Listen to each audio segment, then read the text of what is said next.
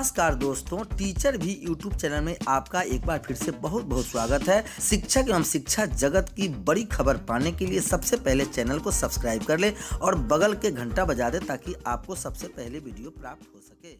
इस वक्त की सबसे बड़ी खबर आ रही है शिक्षा विभाग के खिलाफ खोला मोर्चा। यह बड़ी खबर आ रही है 3 माह से शिक्षकों का, कर्मियों का वेतन और पेंशनधारियों को नहीं हुआ पेंशन का भुगतान। 15 मार्च से शिक्षा विभाग ने विश्वविद्यालयों के सभी खातों पर लगा रखी है रोक। मुख्य सचिव व शिक्षा विभाग के अपर मुख्य सचिव के खिलाफ हाईकोर्ट में रिट याचिका दाखिल। शिक्षा सचिव, उच्च शिक्षा निर्देशक और उप निर्देशक को भी बनाया गया वादी। बड़ी खबर आ रही है पटना से, जहाँ 40 दिनों से पैसे के मोहताज हो चुके राज्य के विश्वविद्यालयों के एक साथ मिलकर शिक्षा विभाग के खिलाफ मोर्चा खोल दिया है। शिक्षा विभाग की मनमानी के विरुद्ध विश्वविद्यालय ने संयुक्त रूप से आर पार की लड़ाई लड़ने का फैसला कर लिया है। अगली सबसे बड़ी खबर आ रही है नियोजित शिक्षकों को राज्यकर्मी बनने के मौके मिलेंगे अब 2 बार। यह बड़ी खबर आ रही है, जहां नियोजित शिक्षक बिना सक्षमता परीक्षा पास किए राज्यकर्मी नहीं बनाए जाएंगे। अब 2 ही सक्षमता परीक्षा और होगी।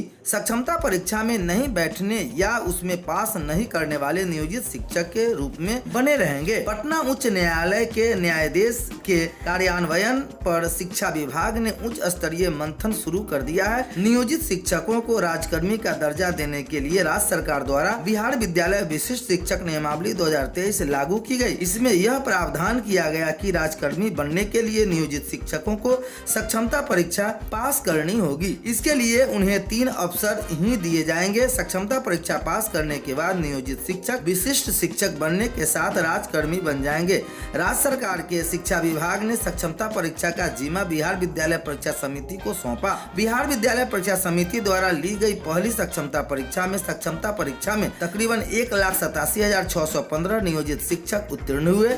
इनमें 11वीं 12वीं कक्षा के 5,313, 9वीं 10वीं कक्षा के 20,354, 6ठी से 8वीं कक्षा के 22,941 और पहली से 5वीं कक्षा के 1,39,010 शिक्षक हैं। हालांकि नियोजित शिक्षकों द्वारा बिहार विद्यालय विशिष्ट शिक्षक नियमावली 2023 को पटना उच्च न्यायालय में चुनौती दी गई थी। सभी संबद्ध पक्षों को सुनने के बाद पटना उच्च न्यायालय का फैसला 2 अप्रैल को आया। पटना उच्च न्यायालय के बिहार विद्यालय विशिष्ट शिक्षक नियमावली 2023 की कंडिका 4 को निरस्त कर दिया। कंडिका 4 में यह प्रावधान था कि 3 बार मौका मिलने के बावजूद जो नियोजित शिक्षक सक्षमता परीक्षा नहीं देंगे उनमें से फेल कर दिए जाएंगे। इसके मामले में राज्य सरकार का शिक्षा विभाग निर्णय लिया है। इस कंडिका के निरस्त होने से 3 मौके के बावजूद सक्षमता परीक्षा नहीं देने या उसमें फेल करने वाले नियोजित शिक्षक अपने वर्तमान पद पर बने रह जाएंगे। न्यायाधीश में सक्षमता परीक्षा को सही ठहराया, जिससे तहत इसमें उत्तीर्ण शिक्षकों को विशिष्ट शिक्षक का दर्जा दिया जाना है। इसे विशिष्ट शिक्षक बनने के लिए सक्षमता परीक्षा में पास होने की अनिवार्यता पर मुहर लगी। बिहार विशिष्ट विद्यालय विशिष्ट नियमावली 2023 में 3 ही सक्षमता परीक्षा के प्रावधान है और 3 में 1 सक्षमता परीक्षा ली जा चुकी है। इसके मद्देनजर बिहार विद्यालय विशिष्ट शिक्षक नियमावली 2023 के प्रावधान के तहत अब 2 और सक्षमता परीक्षा होनी बाकी रह गई है। अगली बड़ी खबर आ रही है मतदान प्रतिशत बढ़ाने पर प्रोत्साहन राशि। BLO व प्रोत्साहित करने वाले अन्य कर्मियों को मिलेगी राशि। घर घर संपर्क कर मतदान बढ़ाना सुनिश्चित करे प्रशासन,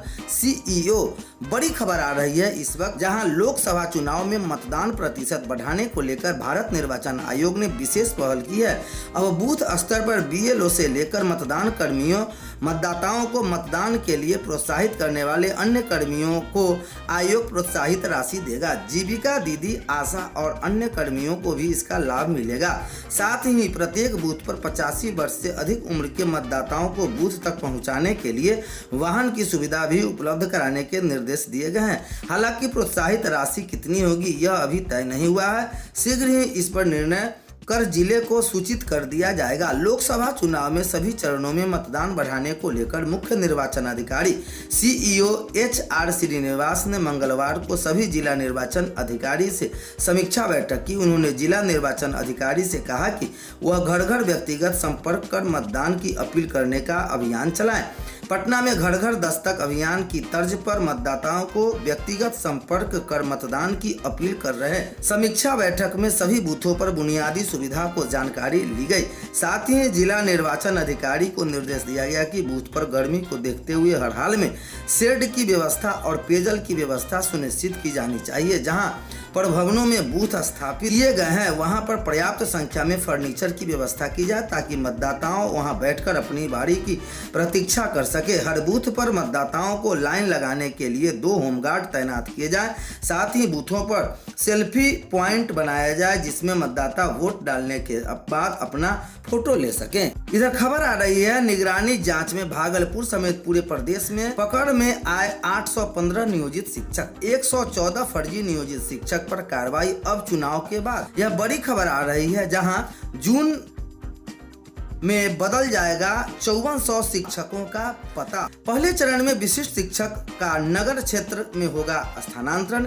जिले में 15,269 शिक्षक, इनमें 9,649 प्राथमिक विद्यालय में हैं। खबर भागलपुर से आ रही है, जहां निगरानी जांच में भागलपुर समेत प्रदेश के अन्य जिलों में कार्यरत कुल 815 फर्जी नियोजित शिक्षकों की बर्खास्तगी का मामला फिलहाल धीमा पड़ गया है। शिक्षा विभाग की ओर से भेजी गई सूची में ऐसे शिक्षकों की सबसे ज्यादा संख्या भागलपुर में है, 114 है। प्राथमिक शिक्षक निर्देशक ने इन सभी शिक्षकों को 15 दिनों के भीतर बर्खास्त करने का निर्देश सभी जिलों को जारी किया था। जिला शिक्षा विभाग के आंकड़ों के अनुसार अब तक इनमें 55 फर्जी नियोजित शिक्षकों को बर्खास्त किया गया है, जबकि 59 पर कार्रवाई नहीं हो सकी है। हालांकि इन सभी शिक्षकों के वेतन पर रोक लगा दी गई है। जिला शिक्षा विभाग के अनुसार फिलहाल चुनाव कार्य में अधिकारी कर्मियों के लगे होने के कारण इन शिक्षकों पर कार्रवाई में देरी हो रही है। चुनाव के बाद ही अब ये इस प्रक्रिया को तेजी में लाई जाएगी।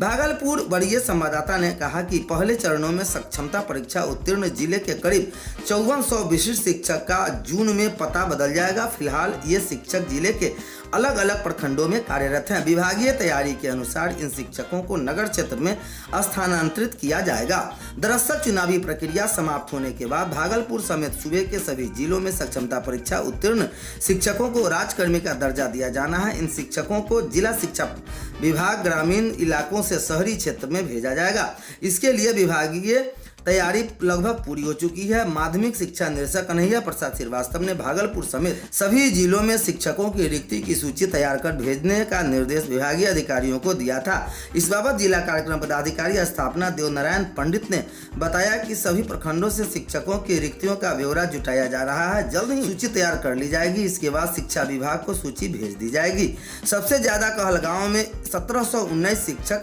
शिक्षा विभाग के आंकड़ों के अनुसार भागलपुर जिले में पहली से लेकर 12वीं कक्षा तक के कुल 15,269 शिक्षक कार्यरत हैं। इनमें कक्षा पहली से लेकर 5वीं तक 9,649, कक्षा 6 से 8 में 1,604, कक्षा 9वीं 10वीं में 1,622 तथा कक्षा 12वीं एवं 11वीं में कुल 1943 शिक्षक कार्यरत हैं। इनमें सभी कोटि के कहलगांव प्रखंड के सबसे ज्यादा शिक्षक कार्यरत हैं। यहाँ पहली से 5वीं कक्षा के लिए 1051, कक्षा 6 से 8 के लिए 209, कक्षा 9वीं 10वीं में 243 तथा 11वीं 12वीं में कुल 216 शिक्षक कार्यरत हैं। जबकि सबसे कम शिक्षक इस्माइलपुर प्रखंड में कार्यरत हैं।